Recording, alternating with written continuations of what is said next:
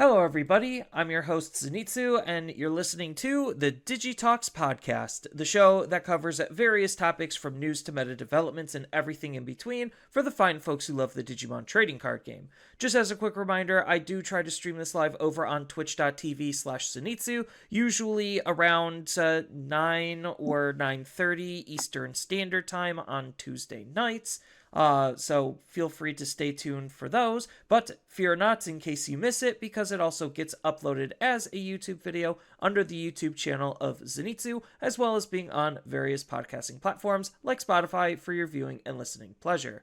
Please feel free to do the social media doobly-doo thing and leave that like, rating, follow, subscribe, whatever, depending on the platform that you're listening on. It really does help support the podcast, especially since we're almost 100 episodes in at this point, which I think is pretty neat.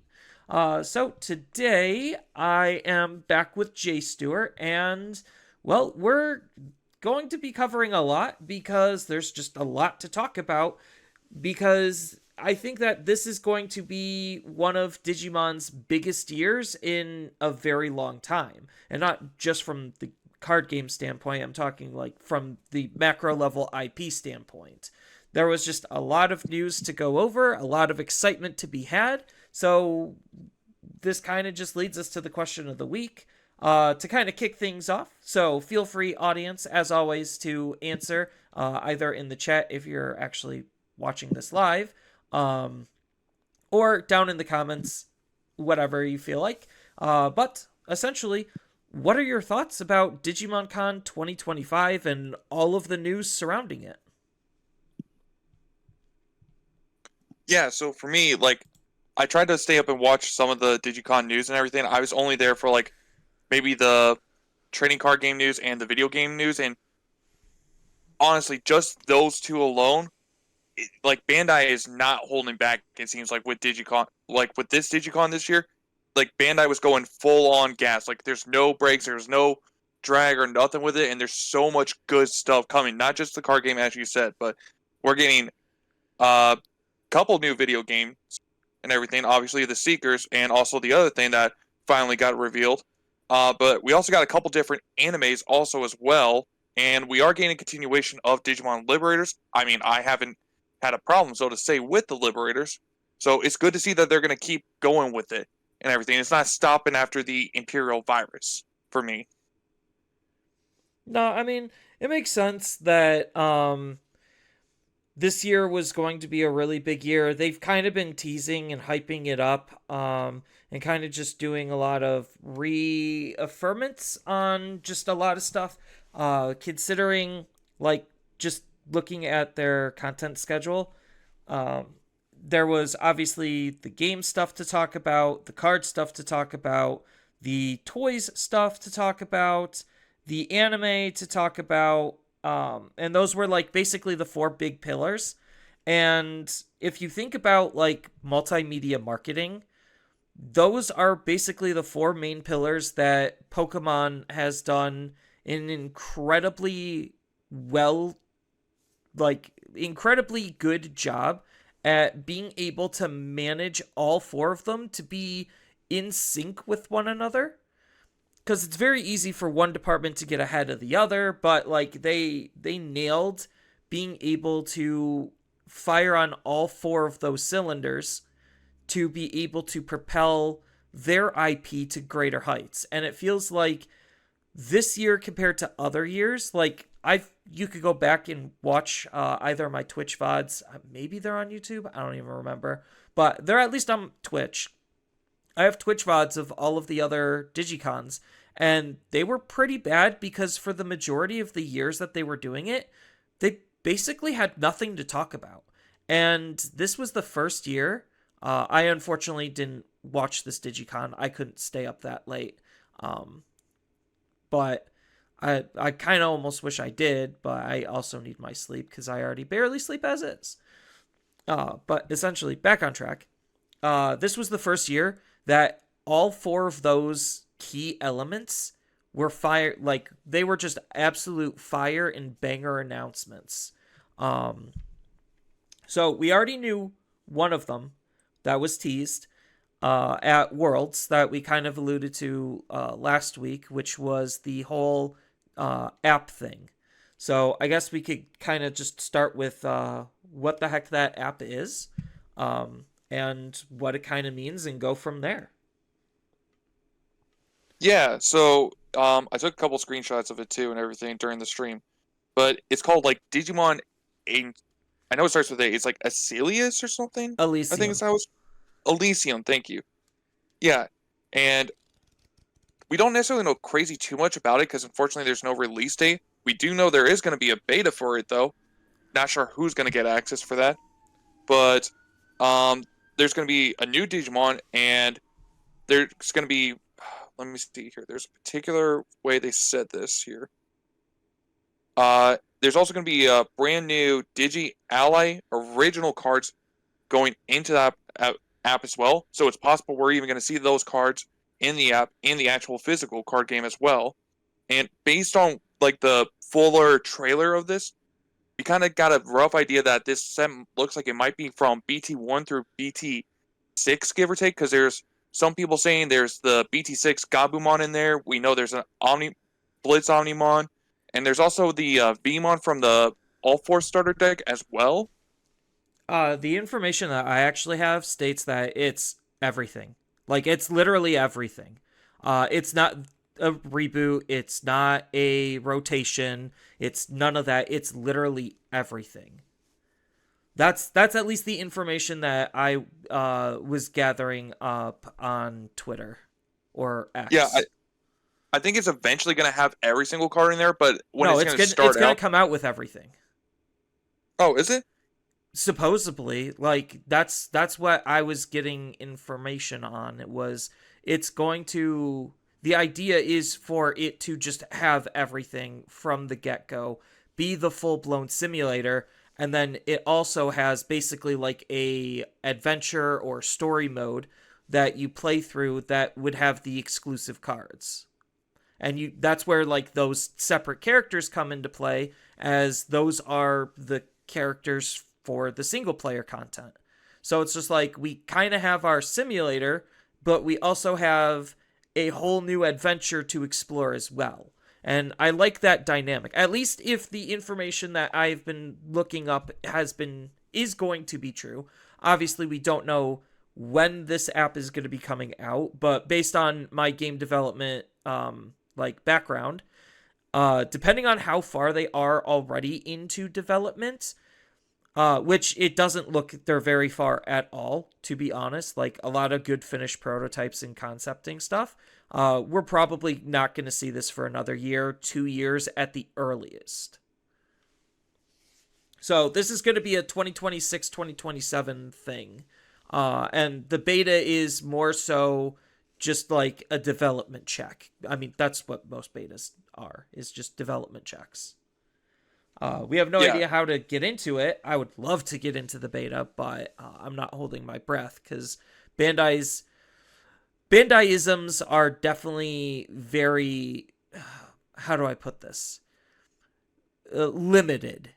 That's probably the best and safest way I could put it. They are very limited.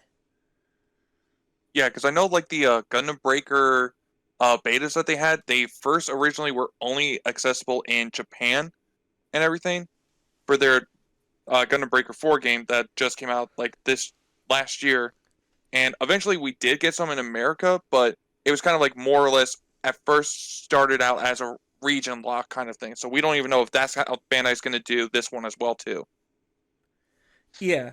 I mean, it only makes sense from a development standpoint that like in the screenshots that they're showing, they would have the simpler cards and the simpler sets done first, because once you have a lot of the like I you could go back and like see what I was saying all the way back when, where it's just like block 1 or basically block 0 was the building blocks and foundation of the game. So it's just like it makes sense to start from a programming perspective with those simpler effects, because you always can start adding to them. But if you can't even get the simple effects done, then how on earth are you going to even handle the complicated ones? So it's just like that's why maybe like Blitz as an example, is the prelude to what all of the like end of attack or like end of the ability this Digimon can also attack. So they could use that same coding from Blitz and then put it into that ability. Depending on how they're programming it and the type of logic that they're actually going to be using. Because from a programming perspective, it only makes sense to reuse the same logic that they've already done, but change it up a little bit differently based on the effect. Yeah, it would make sense for me too if they actually started out like, in the block 0, block 1 kind of format, especially if they're trying to get newer players to join up and everything, because it's not like Digimon's complicated, so to say, but it's easier to like build up players like starting out when the game releases. Like, hey, here's the basic mechanics of how the game is supposed to work, and then kind of add on like, oh, here's all these additional stuff later on, so to say. Yeah, I mean, so the one thing we could kind of not really see, but gauge is like if they have basically block 0 already done in this is like probably alpha build, I'll just say.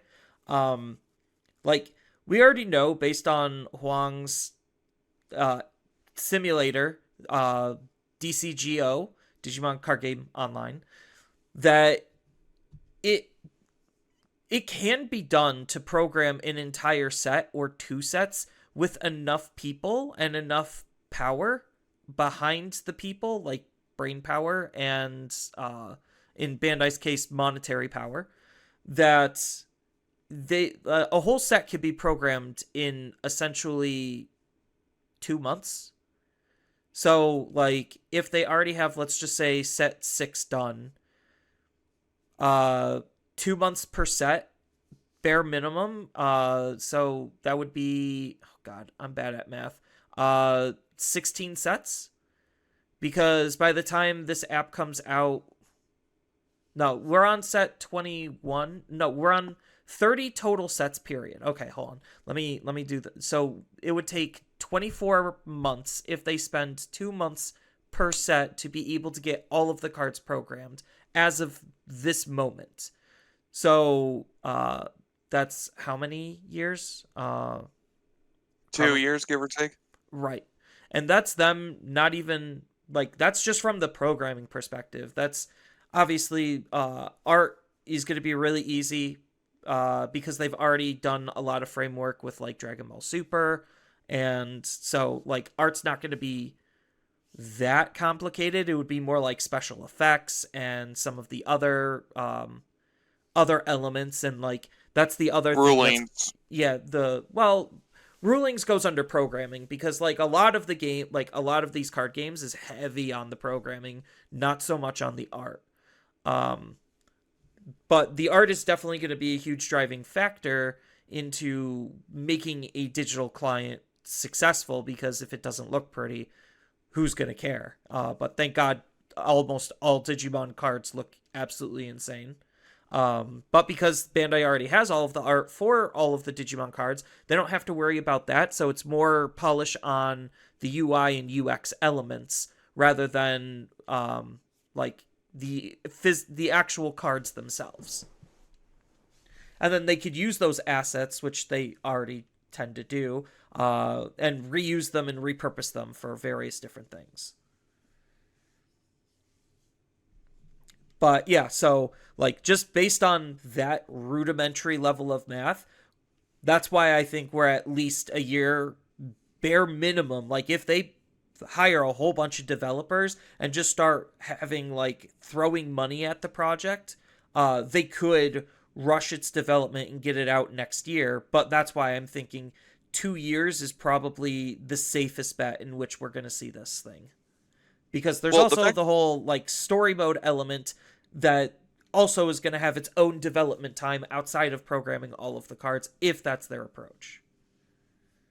Yeah, like to me, it's like the fact that they have a trailer made. It means the game's in like a further enough development to where they could confidently say, at this, like I believe that the simulator should hopefully come out within a year, give or take, just because of the fact that they've been confident to make a trailer with it that shows like a few seconds of gameplay or even pack opening, so to say, or even try to slightly show, hey, this is how deck buildings work, because you see a player adding an egg into a deck, so to say, and everything.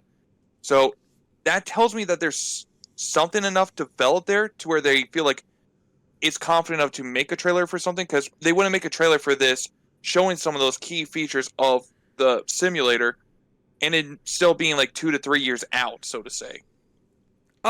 It's not uncommon for video game companies to take that approach. Like, we've just as an example, we had a Metroid Prime 4 trailer like what 5 years ago, and the game went through development hell and restarted its development. Fun fact: Bandai Namco was the one who was actually trying to make that game, and Nintendo didn't like the direction, so they took it away from them.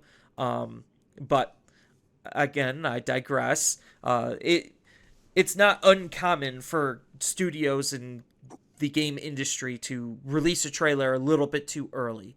I know Pocket, like Pokemon Pocket, before its release, it had a trailer like a year and a half before Pocket actually came out. It was on, I think it was revealed originally on Pokemon Day of last year, so Pokemon Day 2024. Wait, oh no, Pokemon Day 2023. So it got released in 2024 in November, so that is like a year and a half away. And that's just Pokemon's case. And then again, kind of similar to what you were saying, in that Pocket trailer, that initial launch trailer, they showed features that the game didn't even launch with. Yeah, you are right about that, because I think trading was like one of the earliest things they showed off, but it's not until like this month or last month has trading actually come out. Yeah, and if you look at the trailer on like the trading UI that they were using to demo it for the trailer, it is a little bit different than the UI that we ended up getting. So again, just putting it out there, not to like overhype things or oversell things, but to kind of temper expectations based on trends that we've seen in the game industry as a large. So that's kind of where I'm coming from. But I think like from just announcing it is all that we needed, to be honest. I don't care if it's 2 years down the road. Just announcing it is a very good sign, because that means Bandai believes. I mean, obviously, we've been flooding their surveys with "Give us a simulator," but I think Bandai. It's showing Bandai has enough confidence in not only just the Digimon card game as a game, but in the Digimon IP as a whole to actually want to commit to doing this, because I know from a game development standpoint, getting anything greenlit in the AAA field is incredibly difficult. Like, you could go back and listen to some of the interviews that the game developers had working from Bandai on Digimon games, saying, hey, it's very difficult to get a Digimon game greenlit. So be happy you got what you got. And obviously I'm paraphrasing, but that was essentially the vibe that they were giving off. That this is not a quick snap decision. Let's go ahead and do this. So it's cool that we're getting it, though. New Digimon looks cute. Not gonna lie. Yeah, I heard some people saying it kind of looks like a Eevee or, oh, jeez, what was that knockoff Pokemon game with guns Pal called? World? Yeah, it's like the Pal World version of Eevee look-alike thing too. Yeah. Gemmon. So that's his name. Then we got Futre and uh Velder. I'm butchering their names. And see, this one's easy. Kanata. So those are some of the protagonists and main characters for the story mode portion. Elysian. At least I think that's how you pronounce it. Uh, it's pretty exciting stuff. Yeah, the Uh, fact that it even has a story mode is like it's something I was not expecting for them to even do, because I mean, you could look at Pokemon Pocket. There's not really a story mode, so to say. There's like a, oh, hey, do these, beat these other decks and everything so you could get some more hourglasses kind of thing. It's not really a story mode, and then Yu-Gi-Oh's kind of got the same-ish kind of thing with its Master Duels where, oh, just beat these and you get gems and everything. So, I mean, the fact that it's going to be a little more interactive and, like, draw people into the lore of Digimon and everything, it's going to, I think, be so good for it. The one thing I could say that Bandai is actually really good at is being able to just create lore out of nothing for Digimon, because in every single media that Digimon has ever appeared in, there is lore for it. There is ways to engage a little bit deeper than surface level. And, like, whoever they put on Digimon, it very clearly shows that they have a lot of passion going into it. So I do appreciate that when it comes, like, and it's something as a fan I could feel. Whenever a Digimon project comes out, it makes me feel good because Bandai put good people, like people who care, on it. So I'm especially thankful for that. Yeah, Um, speaking of people that care, I kind of want to talk about the new Digimon story game since you were talking about the passion and everything oh yeah, go too. ahead.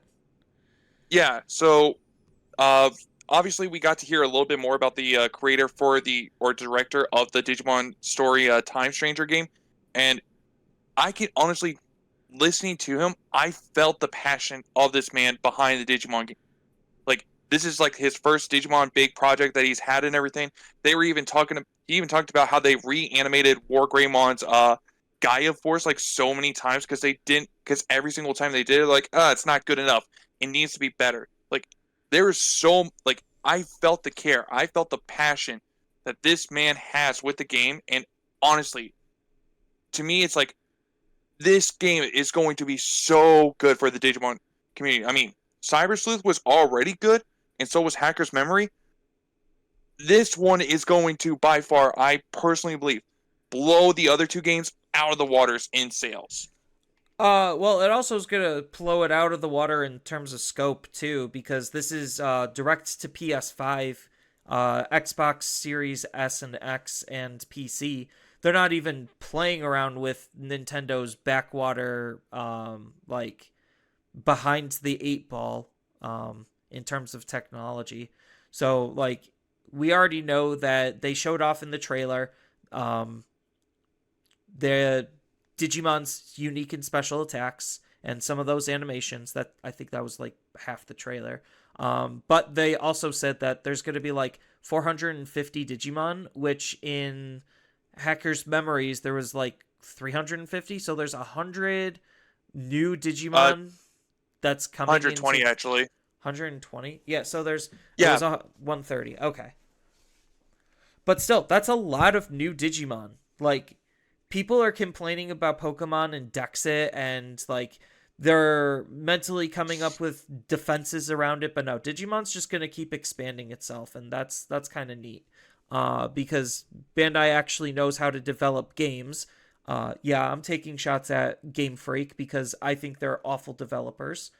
Um, like, I was watching a YouTube video where it's like, how do you have Xenoblade Chronicles 3 in the same on the same console running better than Pokemon?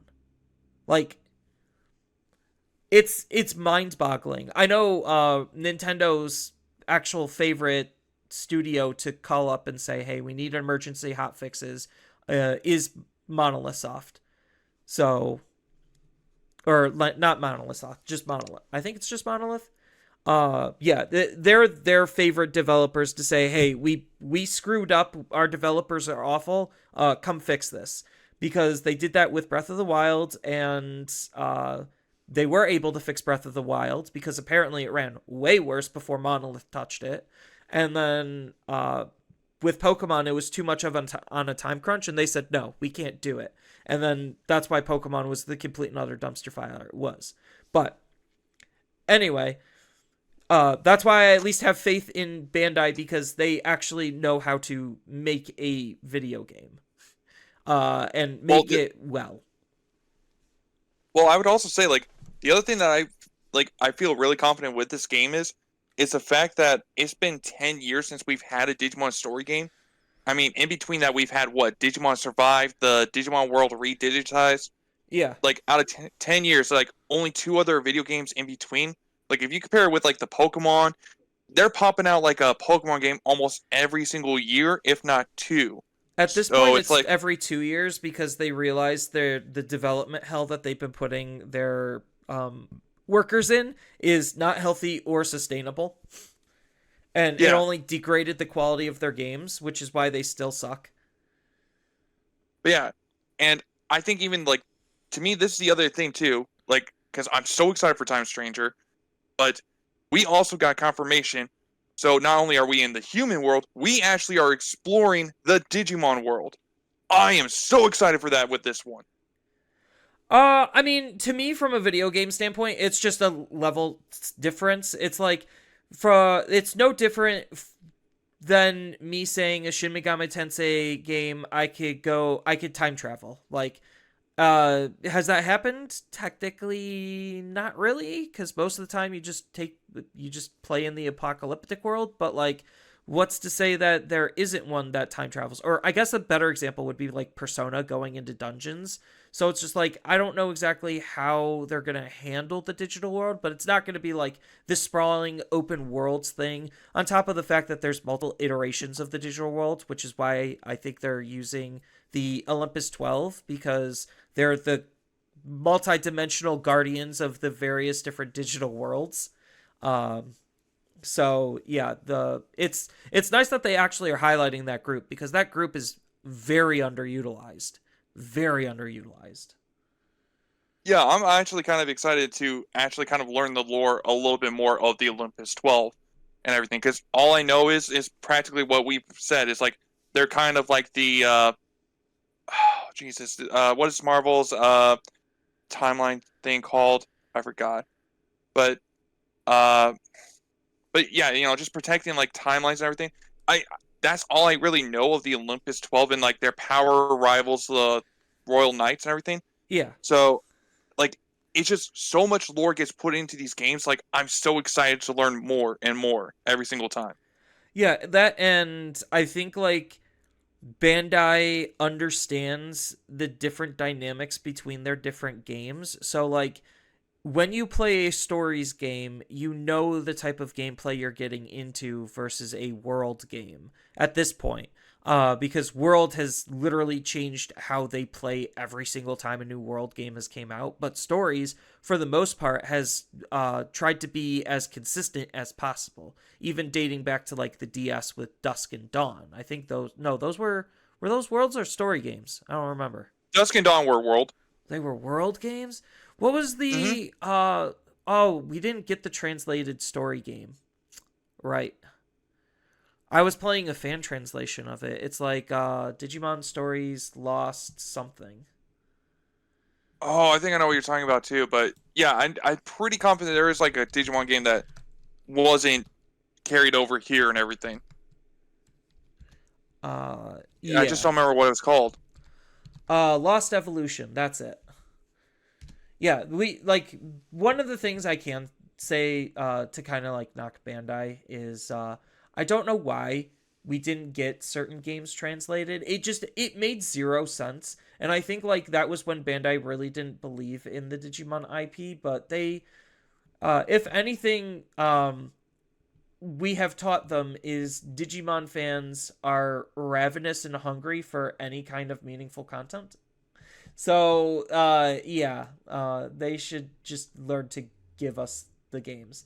Because there was redigitized that we didn't even get. There was a 3DS remake of the PSP game, and that was the perfect opportunity to translate it. Nope, Wait, you didn't said get it. redigitized the Digimon World game? Yeah. Technically, we did get it. It is on the PS5. Remember? No, redigitized. Yeah, Digimon World redigitized. It got remade and everything, and we got it like within the last 2 years or three. If it's the No, same game, no. Is there We're talking is there a about different one? Redigitized is the so Redigitized is the PSP game, and the 3DS remake is Redigitized Decode. Oh, is it Decode the one that got remade? Oh, okay. The game that you're probably thinking of is Next Order. Oh, maybe it is. Yeah, Digimon World Next Order. yeah, because that got the Yeah, it is. PS5 Never port. mind. My bad. Why I thought it was called Redigitized, I don't know. Yeah, so like we didn't get Digimon Story Super Cross Wars. Granted, Cross Wars did not do very well commercially. Cross Wars was anime wise fine at best. Fine at best. I hold it in not very high regards. There was a lot of like interesting things that it did, but yeah, so granted Cross Wars nearly killed, I mean, I guess technically Applemon nearly killed it, but that was literally coming off the heels of Cross Wars, which we did not put a lot of faith in people. So it makes sense why we didn't get Super Cross Wars Red and Blue. Or was it not blue? I think it was blue. I think it was red and blue. But yeah. So would have been nice to got redigitized. Would have been nice to get Lost Evolution. But at least we're getting a new game and it's looking mighty good. What I want to see from so this kind of goes into the whole Pokemon aspect. I'm gonna relate a lot of this to Pokemon. I want to see the video game be represented in the card game. Like, this is where you take your multimedia franchise and you actually pretend like it's a multimedia franchise. Hey, there's a new video game coming out? Cool. Let's hype it up with some cards and make, like, not necessarily the whole focus of a set around it, but, like, build it up a little bit. So this kind of ties into our, like, TCG release schedule for content, where we have two, after BT21, we have two Cyber Sleuth sets back to back as the core BT sets. At least I think they're the core BT sets. Yeah, the main theme is supposed to be Cyber Sleuth. Yeah, so I know BT22, the core theme is Cyber Sleuth, and I think BT23 is Hacker's Memories. So, like, it would be cool if the video game was BT24. Like, how cool do you think that would be of a really good tie-in? Then do the whole Yu-Gi-Oh thing, throw a promo card in each box that sells for the Digimon card game, or like pre-order bonus at GameStop or whatever of here's a Digimon card. Like, leverage your multimedia to increase exposure between the various different aspects of it. Yeah, because I know some people were already theoretically thinking that is what Bandai is doing, because it makes way too much sense. Because what is BT23? When is it supposed to come out? It's like October or something like that, give or take. BT23, I could double check. I'm trying to remember myself. I believe it is in October. Because Yeah, and it would be like another 3 months before that, or after that, is when we would get BT24. And by then, it should, if it's not the main theme, it would be like kind of the secondary theme of that set. I think the secondary theme is still Kind of going like to be how, Liberator focused. Yeah, Like, but they like could kind of do like similar the to how, they could do the survive thing and just have a couple of cards, like just a small handful that's not really spoiling anything. or they could even do the BT5 Battle Omni, where it's like you have a couple of the tamers featured in the set and everything too. Yeah, they could support it a tiny bit. They don't have to go like balls to the walls on it. Here we go. So BT23 is Hacker's Slumber. So yeah, that is Hacker's Memory in card form. And that's coming out after EX10, which is Sinister Order, which is the villain based set. We did get art for them. So we do know a little bit of the key art. Um So in BT22, they showed off like Nokia with Omnimon behind her as an example. Um, and then with Sinister Order, uh, we see Apoclymon making a return. So hopefully they don't make him broken this time. You just make him like just straight up Dark Masters only kind of thing. Yeah. And then Hacker Slumber is coming out on October 18th. So that's really close to when the new anime is going to be airing, because the new anime is going to be the fall 2025 season. So again, this is where you want to leverage your multimedia machine to center around the card game a little bit. Not center around the card game, but just capitalize on the hype of it in card game form. There we go. Where it's just like, cool, we have a new cast of characters in a new anime. Again, it doesn't have to be everything, but just give us a little bit of something to get us excited. Um, so, but yeah, I do think, based on the fact that we're getting Liberators Part 2, or like Season 2, however you want to actually label it, the continuation of it, I think like Liberators is still going to be the sub theme for all of the sets for the rest of this year as well. So anyone who wants to invest in Liberator decks, do so now, because it looks like all of them are going to be getting some support in one form or another. Yeah, they haven't showed like anything new, so to say, for Liberators, because you still see every single Tamer's main mega level Digimon, so there's nothing indicating that someone's getting a new form or anything like that. No, but As I of mean, right now, just in some of the spoilers that we've gotten, we already see like, hey, we got a new Ghostmon, so ghosts are gonna get some support. We got a new Royal Base option. Granted, that's a promo, so like that's getting some support. Three Musketeers is getting some support. Granted, it's through the help of Aplimon, so um, I don't know. It just feels weird that they tied in Aplimons that had nothing to do with Three Musketeers. They just tied it into Three Musketeers. It's not a bad thing. I'm not saying like, oh, I hate them for doing that, but I think that's kind of clever and interesting that it's supporting something that it generally didn't in a more meaningful way, because, oh boy, Three Musketeers really needed it. That deck was so bad. yeah, I because I tried mean, to it make is it using work. the because it is using like the what it is trying to do what the newer Musketeers is trying to do, but the fact that now Musketeers has access to a new game mechanic too, that could actually give it a good, decent power boost, so to say.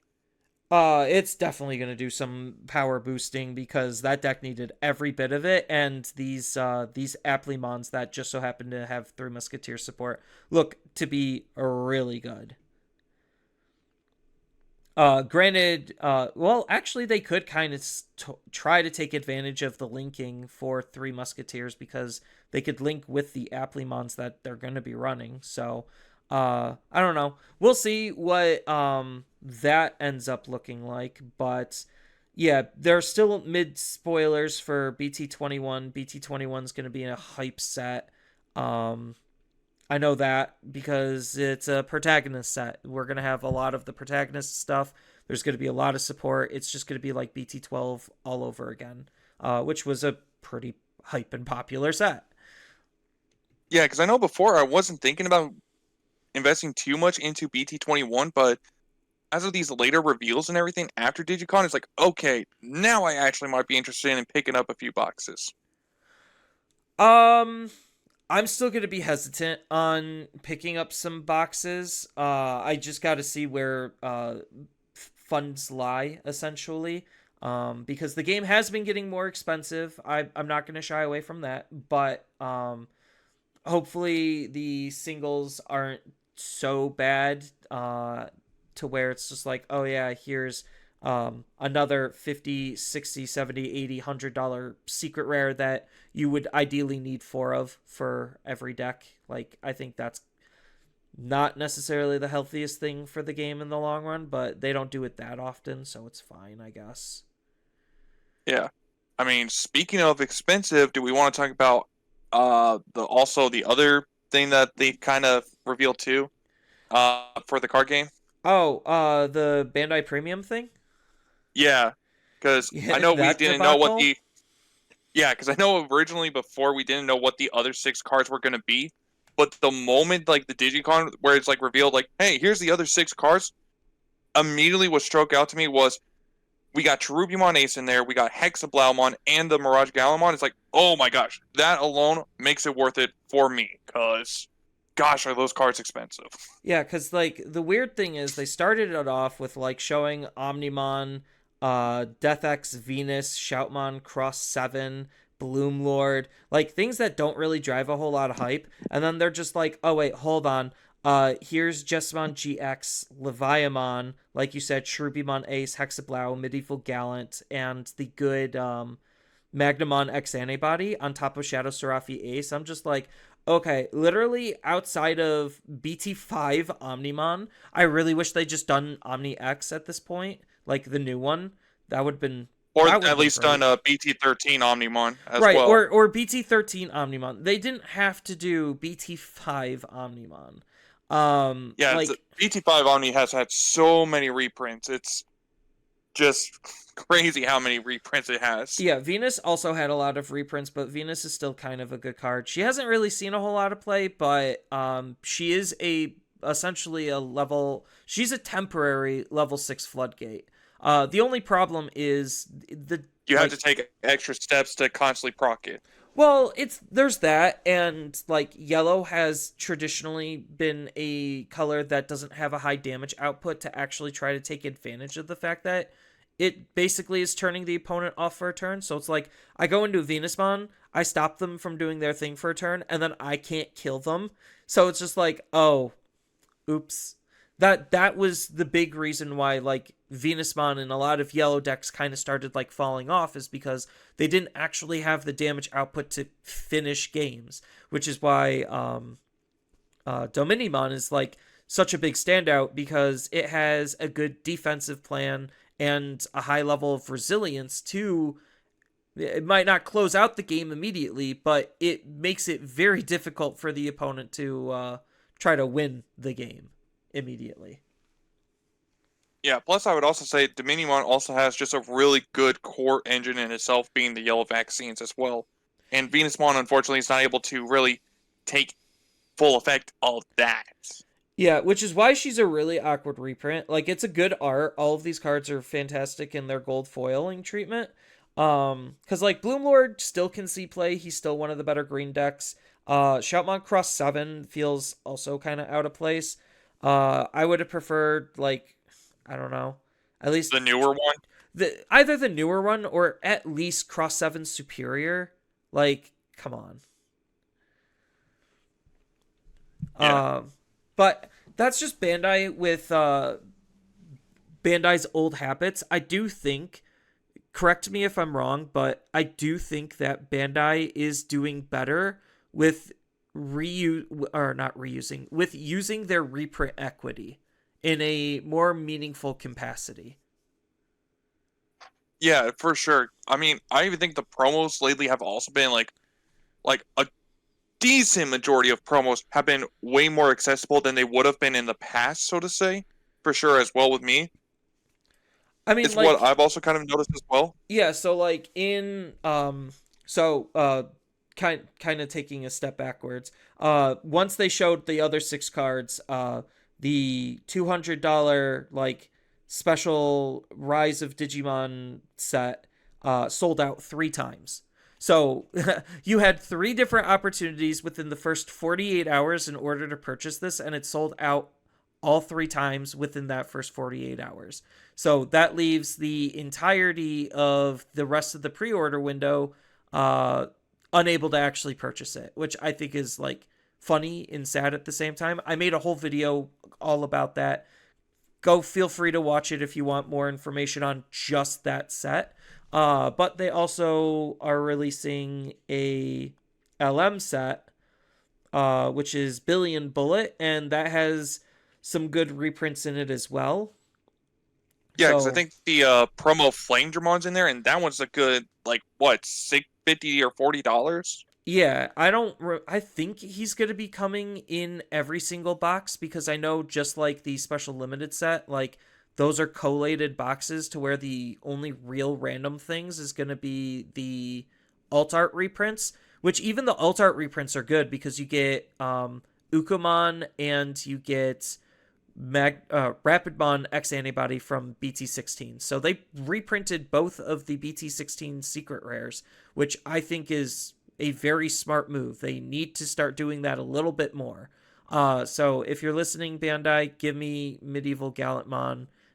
Give me more the new Omnimon X Antibody. Like, don't be shy, please. Just reprint the good cards that you know we play. Because the big problem before with how Bandai handled reprints was they reprinted good cards just way too late.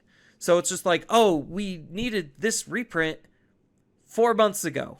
Now this reprint does effectively nothing. So I think like they're getting better on not only just what to reprint, but when to reprint.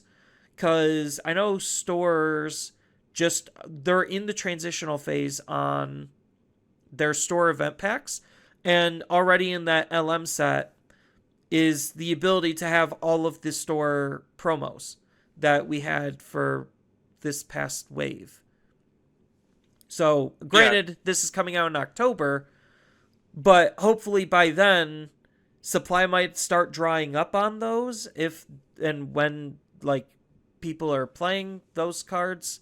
Right now, they're not seeing a whole lot of play, but that's neither here nor there. Just the idea and concept of the market could run dry by then, so here's a good influx to keep it accessible, which I love. I love accessibility. Give me more of that, Bandai.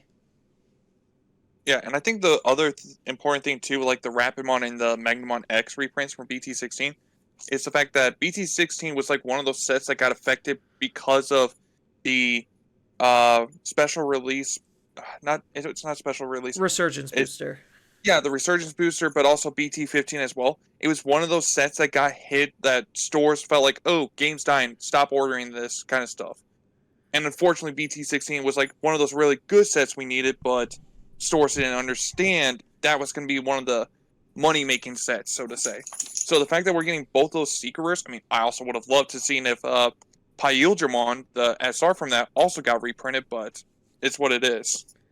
Yeah, I mean, I think Bandai has definitely been doing reprints a lot better. Like, I think the LM style reprints is way smarter than the Resurgent style. Because it's like, we don't need a giant massive influx of reprints. We just need some good selective reprints. And granted, yes, there is a lot of chaff and bulk in the reprints that they're going to be giving us. But like, if you didn't participate in store events or you're late coming into the game, like, it's just an easy way to get some of those cards. And they're more recent cards too, so that's good. So, like, Tyrannomon X Antibody I know is going to be coming out in this one. I don't have a whole lot of them. I think he was a box topper. He was one of the more expensive box toppers of that promo wave.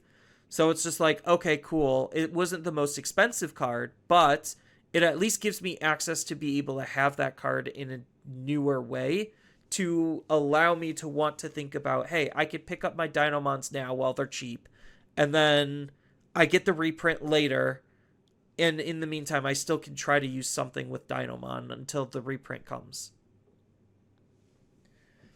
So, and it's not like the special limited sets that they have are all that expensive. It's $35 for a box, and the most important thing that we care about those is obviously going to be the gem boosts, which are the memory boosts that are being able to search for 2 colors.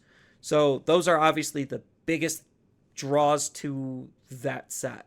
It just sucks that it's a Bandai Premium set and stores aren't getting it. At least like US stores. I know Bandai Premium for like Canada and other places, correct me if I'm wrong, but they don't get Bandai Premium in the same capacity, and stores get Bandai Premium stuff.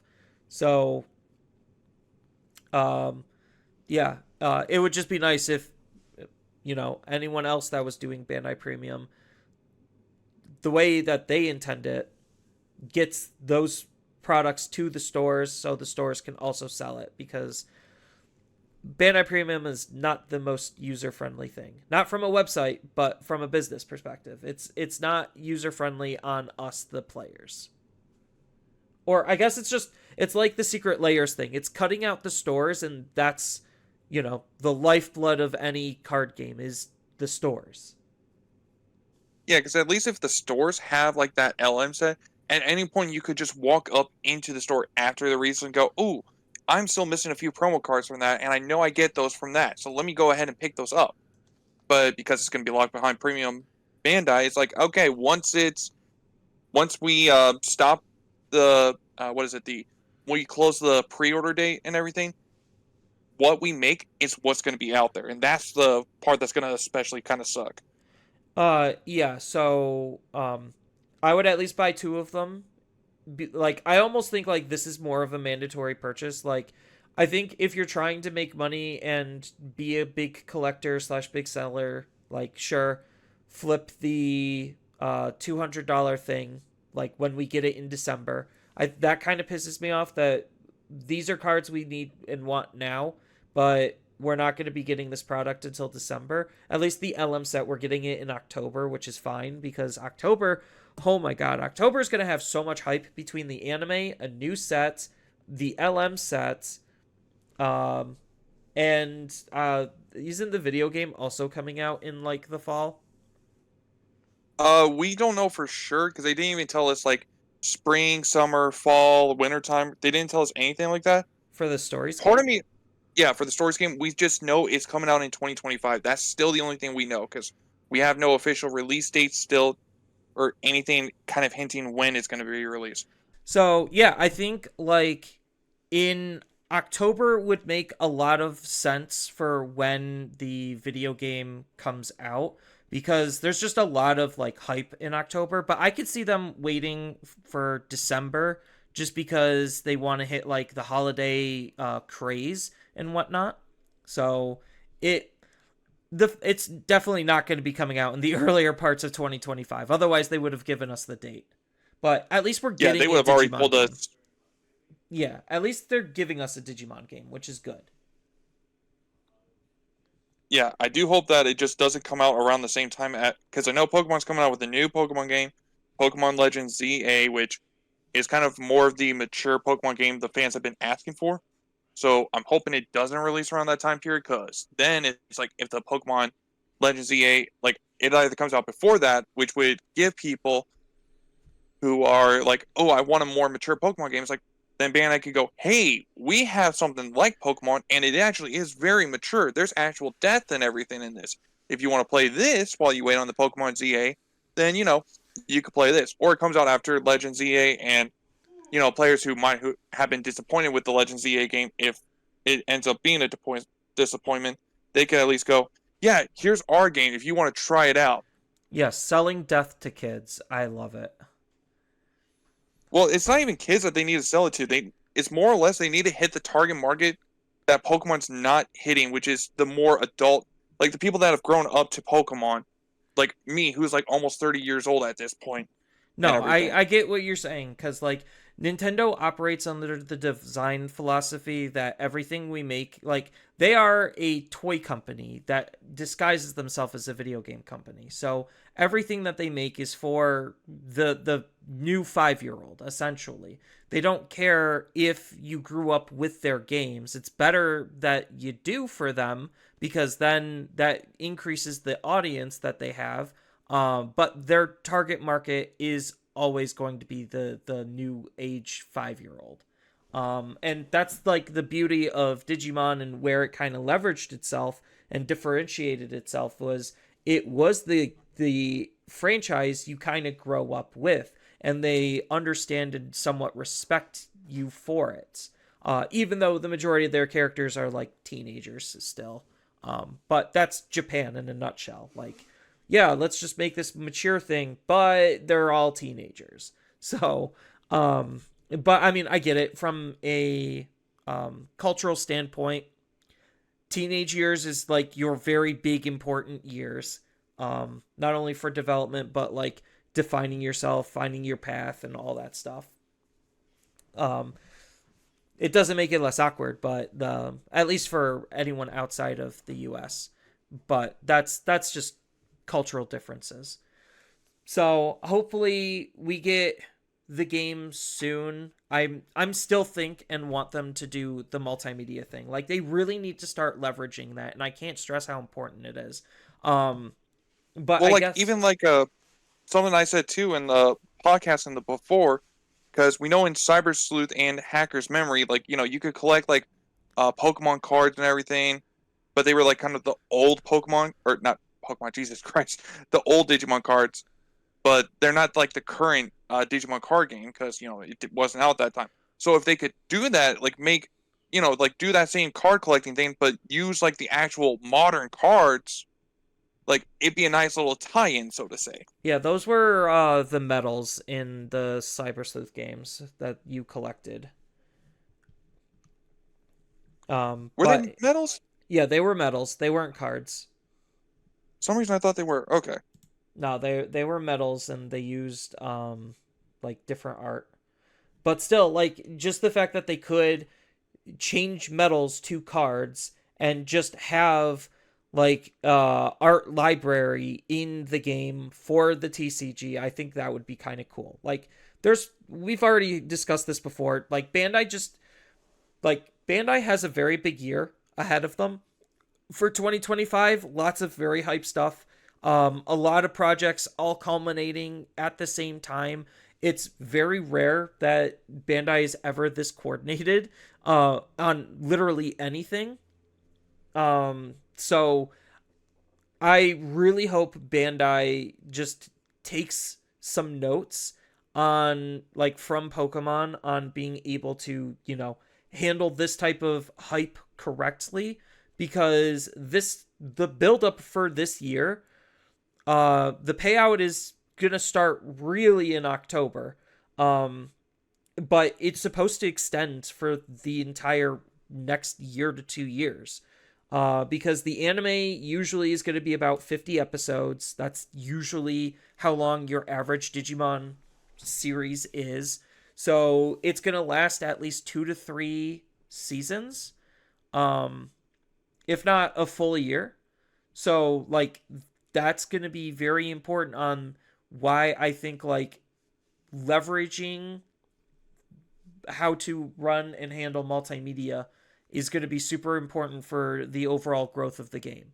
Um, but to kind of like round things out,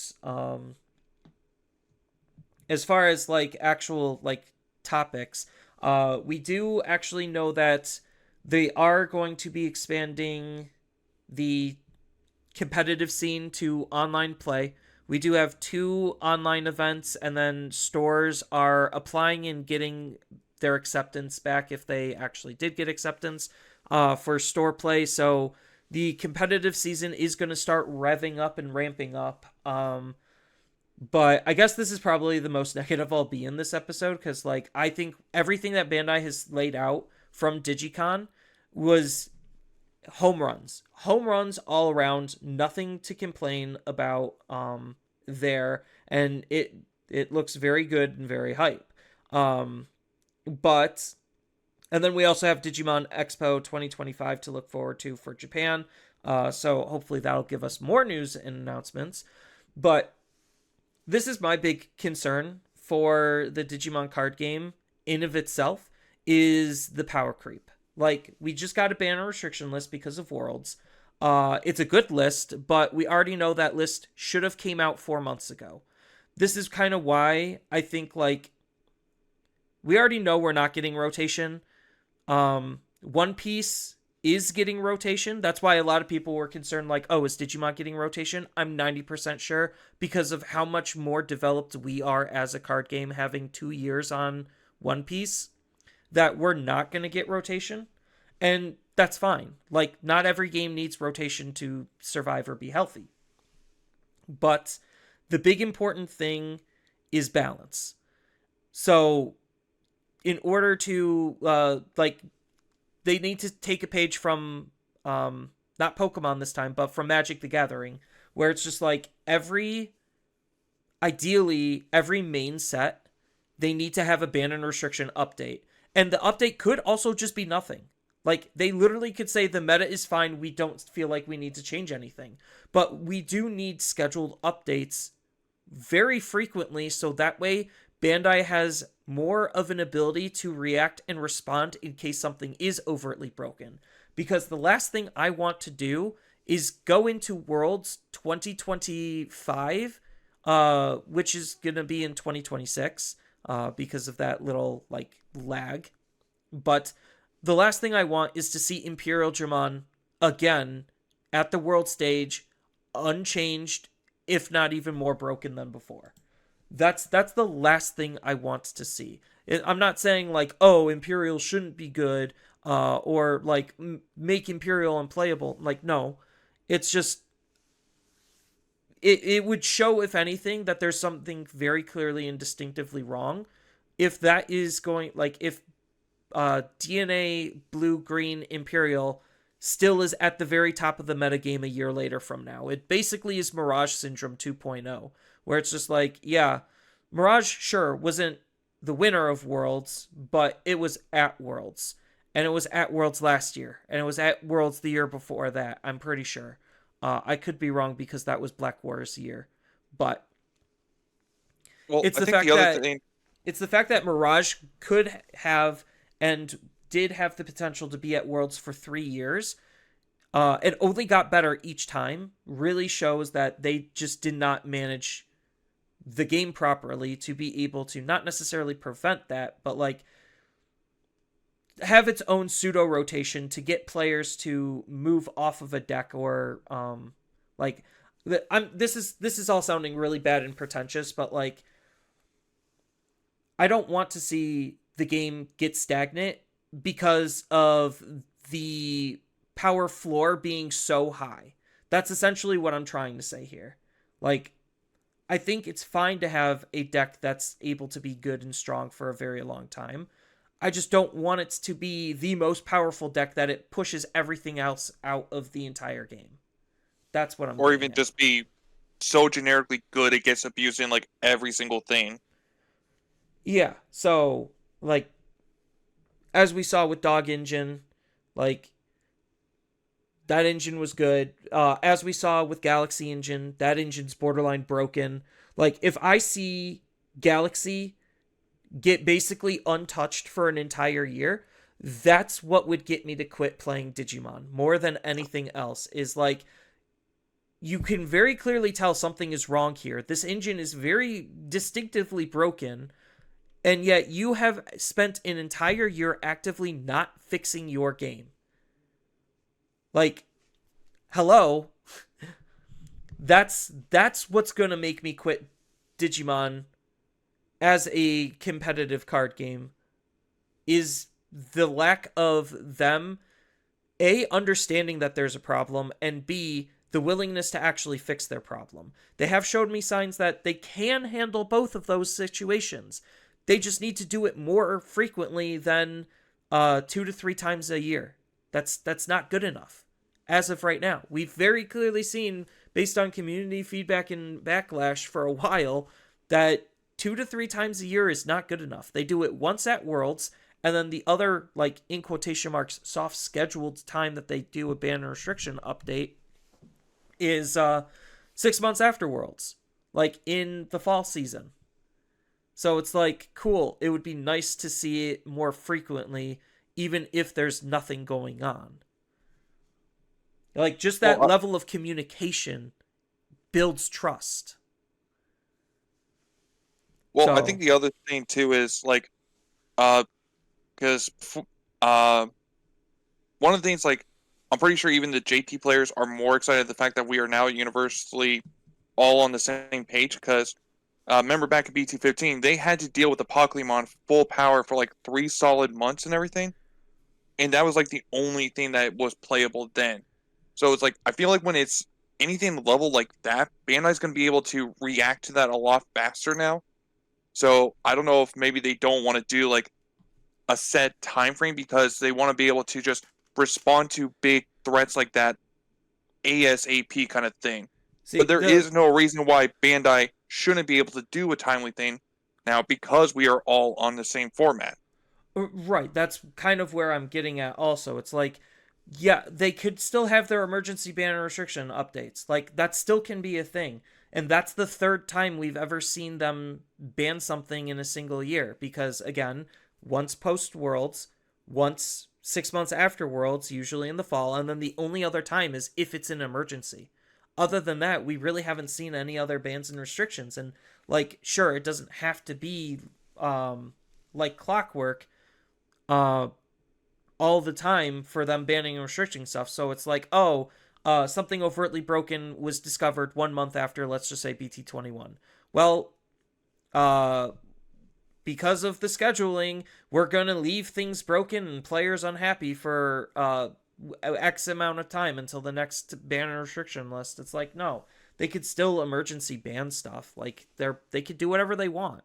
I'm just saying it would be nice and appreciative for them to take a little bit more of a serious proactive approach rather than a reactive approach. That's way too late and does nothing but piss people off.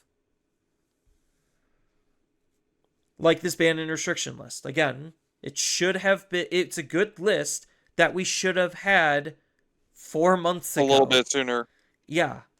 But, like, I get it. There's the whole, oh, these special sets are making things more complicated and, like, they're just working on unifying the game. Okay, I could forgive that.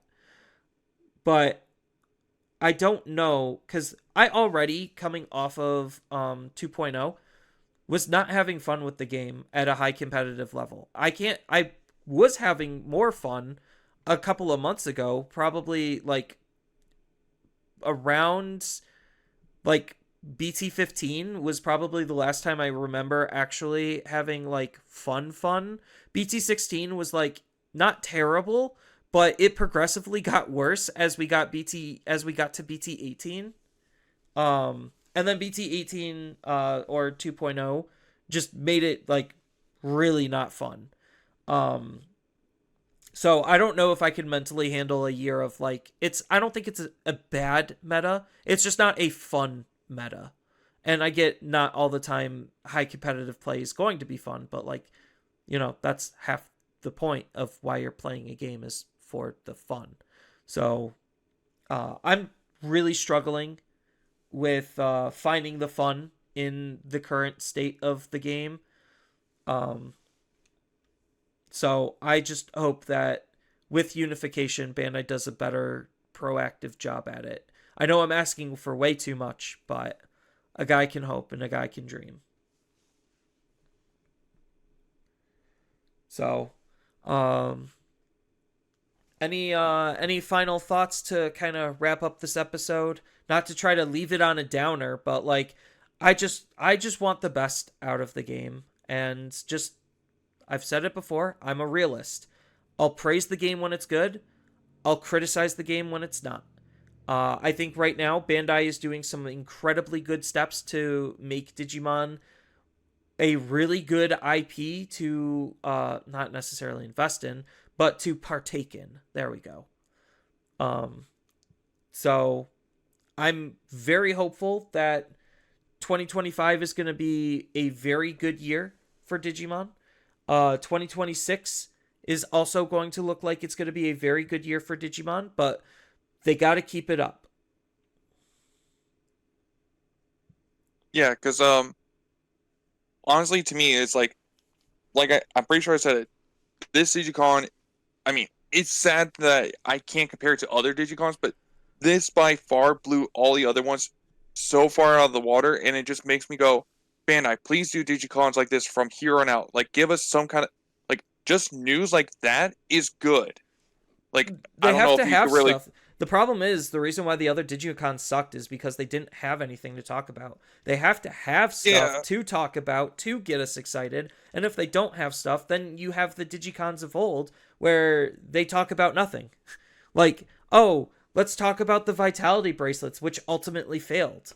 Like, this is where Bandai just sometimes just doesn't know how to manage their projects, and they run it to the ground, and they just don't know what to do, and they flounder. And that's what like the other Digicons very clearly highlighted, very clearly. Yeah.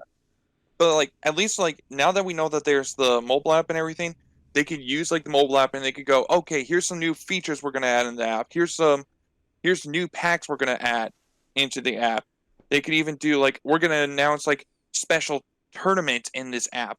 And even for the Digimon stories, like, oh, we could even now start considering doing DLC if it gets good enough, sales and everything. Yeah, Like no, there is there's potential for news. Is they have to be the ones to make the news, so to say. correct. Like they have to make their own news, otherwise they're gonna look very. They're basically gonna walk out with their pants on the ground, and that's the last thing that we want. Um, so that's why I feel like they really just need to keep the pressure up, and it almost sounds greedy, but just keep making more for us.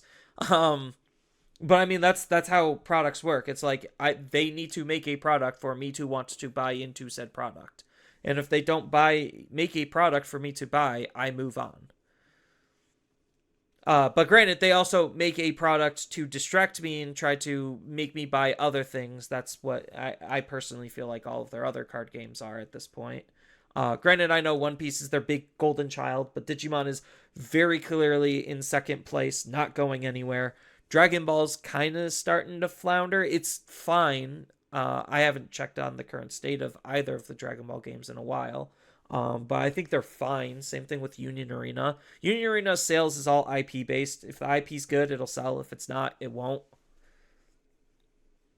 So that's just the nature of that game. Like we know what dying Bandai games look like.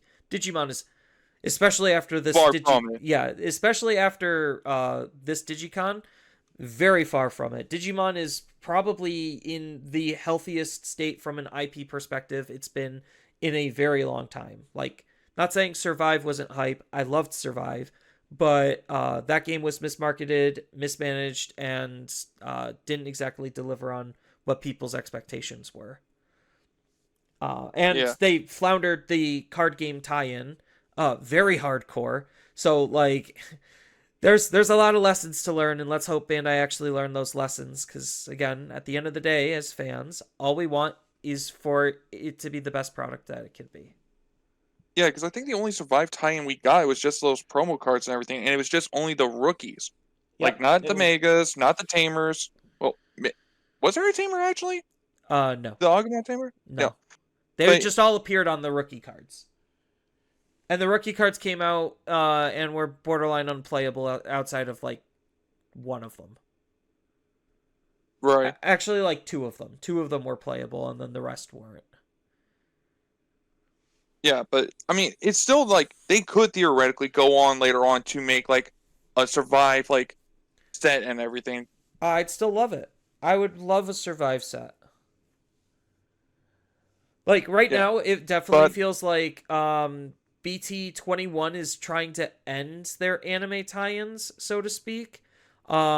Which is ironic because they're doing adventure. yeah, they're, But like, wrapping them all up, so to say, for now, until they could catch up with, like, until, like, the two new animes, because we only briefly covered, like, the new one that kind of got revealed, but it's not even, like, we don't know much. We just know the silhouette of a new Digimon and a new Tamer. But, like, they're also going to expand upon, like, all the other, like, main character stories with the Digimon Beyond and everything, because we're seeing a lot of returning characters from other series. yeah, so like they're not done with the anime, but I feel like they've already covered enough anime content to where it's just like, okay, let's actually move on to some video game content. And I think like that's going to be really hype because there's a lot of games that they've barely even touched on. And then they're still covering the Like Cyber families. Yeah, there's still a lot of Digimon content. Like this is kind of where I think like Digimon as an IP is like stronger for card games than something like One Piece. Not to pick on One Piece players, but like cool. They're going to go back to Wano for the 6th time and I get to see the 20th what Luffy card. Like, it doesn't excite me. Like, after a certain point, it literally would not even excite me because they don't have enough content. As weird as that sounds, like, there's not enough characters, there's not enough content. It's not like a monster game where there's over 1,000 monsters that they could pick and choose from.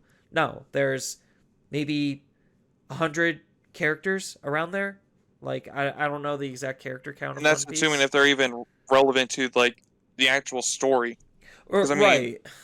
So it's because just like like, I, yeah, because it like I'm just trying to makes it think. I don't awkward. know like I don't know what the guy is that has like the slingshot or anything. But Usopp? you mean to tell me like yeah, like you mean to tell me they're gonna make him like so strong that he gets an actual deck of his own? He A is. guy with a slingshot. Yeah, Oh, he he's actually getting is. one. Are you serious? Yeah, he's getting one. But like it just goes to show the lack of variety in their characters, and that's what Dragon Ball was also like. Granted, they had like fanfic content that they were basically leaning and leveraging on. Um, it wasn't actually fanfic stuff, but it was like what if stuff that they were writing based on probably fanfic stuff. But yeah, they ran out of characters real quick, and then it's just rehash the same handful. And like, yeah, sure, we do that every now and then with Greymon, but like that's because Greymon's in like every Digimon media. So it's kind of hard to escape something that's there all the time, like Pikachu and Charizard and Pokemon. Like, yeah, Well, there's more than them, but they're in almost everything. So kind of hard to move away from that. the counter argument too is also like, oh, there's like 20 different Agumons out there. Yes, but if you actually look, there's so many different branches Agumon could go into. It could go into uh the Greymon, War Greymon. It could go into the Geo Grey, the Rise Greymon. It could go into the Virus version to go into Black War Grey. It could go into the Blitz Greymon, the Victory Greymon. Like there's so many different avenues for that Agumon that it's like it actually doesn't feel like the same actual Agumon. Yeah, they based on the set and the property, they try to do different things with it. So, like, at least that's something. I mean, they're good at making it feel slightly different for all of the other cards. Like Luffy, purple Luffy will feel different than red Luffy, just as an example. It's like, oh yeah, Gear 5 Luffy is different than Starter Deck 1 red Luffy. It's like, yeah, of course. But like at the end of the day, it's still Luffy. And I guess like yeah, at the end of the day, it's still Agumon, but that just is the difference in the IPs. And like I think for a card game, um, a more monster-esque card game where you have infinite designs uh definitely is more appealing than seeing the same like 10, 20 characters over and over again, because that's what the story is centered around. But yeah, we still got a lot of content left in the TCG to be able to even think about like starting the rehashes, because like even though we've seen like, oh, they're doing Savers again. Usually they pick the different parts of the story that Savers was in. It's just like, oh, the first time we saw Savers was literally the very beginning. Then the second time we saw Savers, when we got like BT13, that was like Belphamon. When we saw him in BT12, that was technically the one time we see him in The Boy Who Leapt Through Time. Then now like we're seeing a different iteration of the character. So like yes, it's the same character, but they're actually using the different iterations where it's just like, oh, there's how many Wano iterations of Luffy, and like I know I'm just picking on that as an example. It's like, oh yeah, you can only show Wano Luffy X amount of times before he's done. Whereas like, oh, Agumon, you could show him in different evolution lines more times than you could do anything with a more structured character and story. But yeah, that was a whole side tangent to wrap things up on. Um, we're hopeful for the future. Hopefully, you're hopeful for the future. Bandai's got a lot of plans planned, and we're gonna do our best to enjoy everything that they have laid out for us. Um, any other final thoughts, Jay Stewart? No, I mean this DigiCon really got me kind of back to, like I was somewhat starting to lose hype, but DigiCon kind of actually got me more hyped for Digimon actually this year now.